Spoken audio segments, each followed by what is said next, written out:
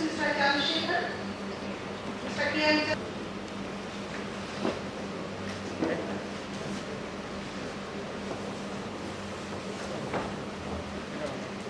Institute of Social Sciences. Please welcome Alice.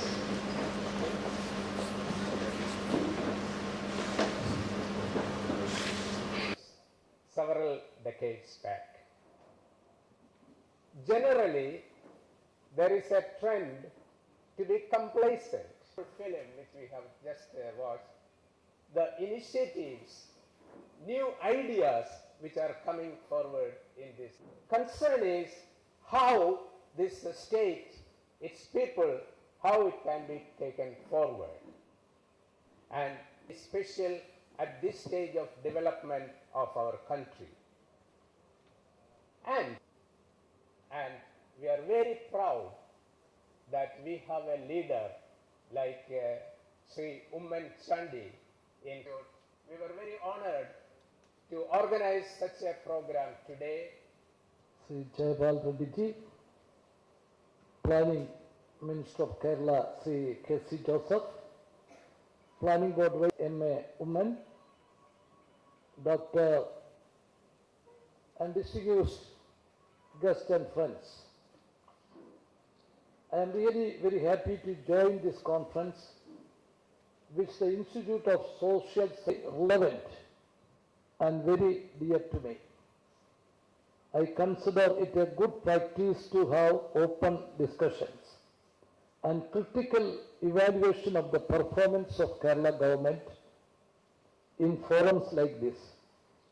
The intention is to get a critical feedback. For me, democracy is an article of faith.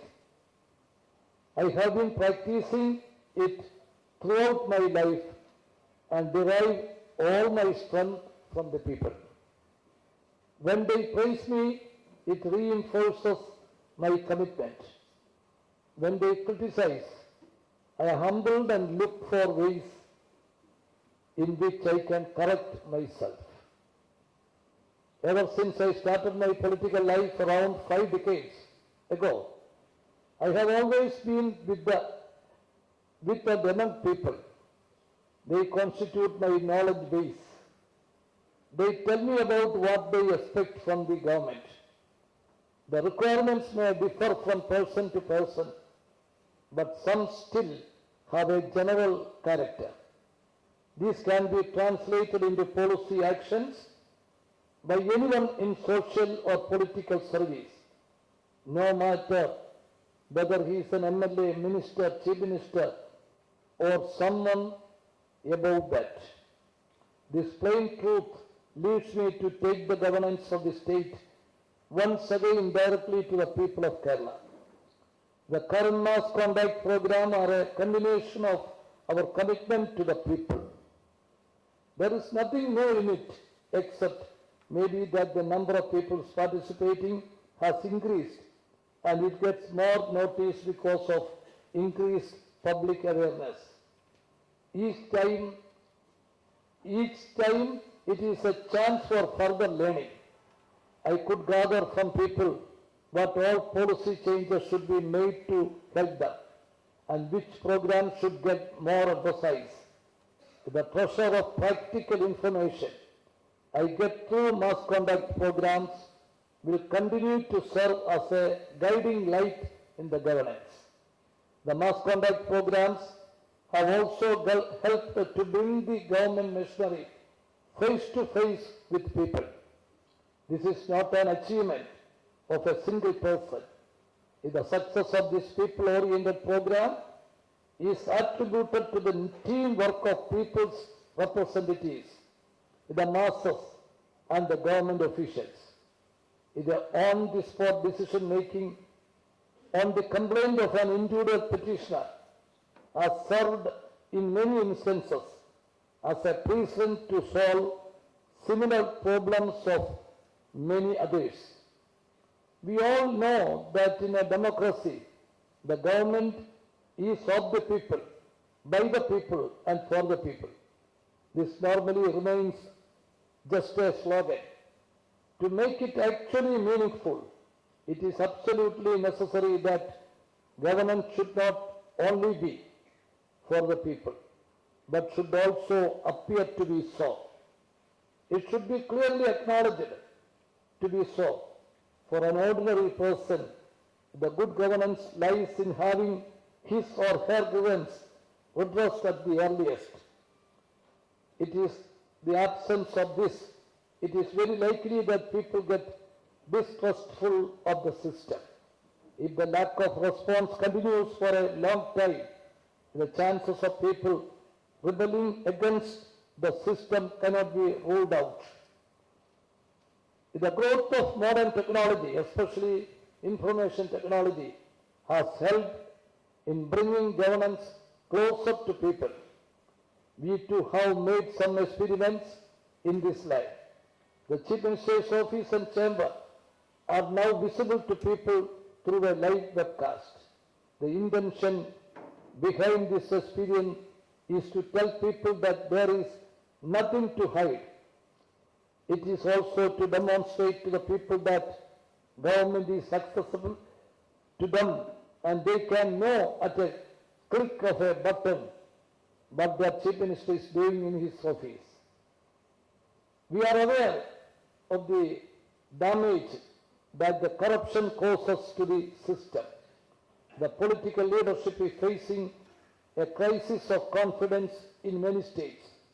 The stories of corruption, if true, are real threat to the very existence of democracy.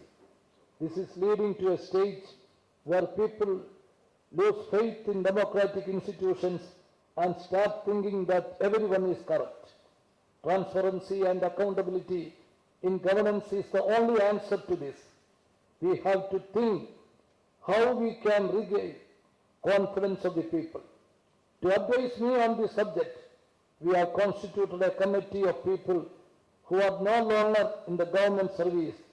The committee will suggest ways to curb and prevent corruption and also to provide protection to whistleblowers and the committee is having discussions with all stakeholders and is expected to come up with the practical suggestions soon. Being in governance, in our duty to safeguard today's democracy for tomorrow's citizens, let us resort to dedicate ourselves for this better cause in our new democratic initiatives at Kerala. I solicit your valuable suggestions, critical comments, and overall support if you think we are on the right path. Thank you very much. Thank you, Shri Omin Chandy. We all respect your commitment and passion for the corruption-free governance. Now we are pleased to launch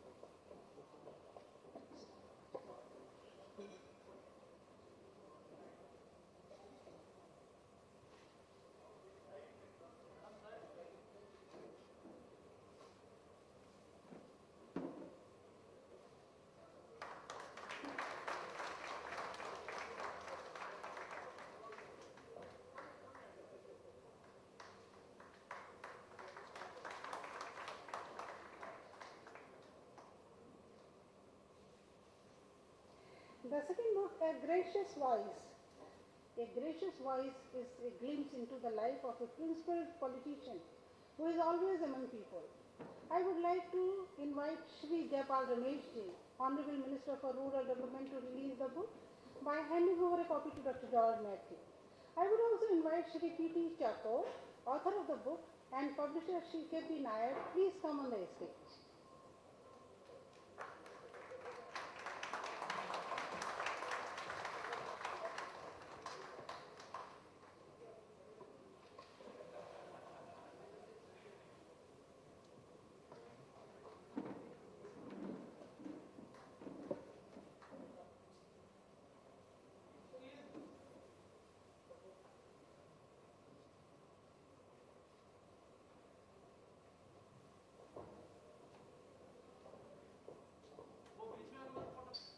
that have been launched in